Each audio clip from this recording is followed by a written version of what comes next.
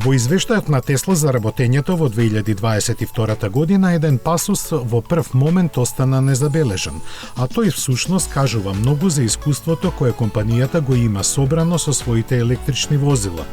Во него се наведува дека функционалната амортизација на батериите со текот на времето е значително пониска отколку што се очекуваше.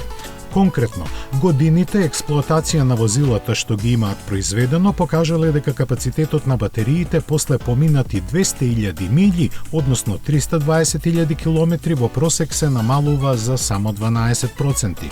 Од подеталната анализа се заклучува дека на почетокот батериите се деградираат побрзо, но после тоа следи доста побавен процес на губење на капацитетот.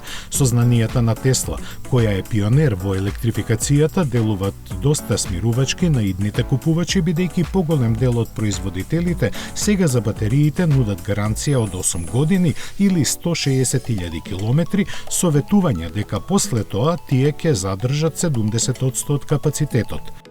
На сето ова треба да се додаде и дека на деградацијата на батериите повеќе влијае бројот на нивните дополнувања отколку поминатите километри.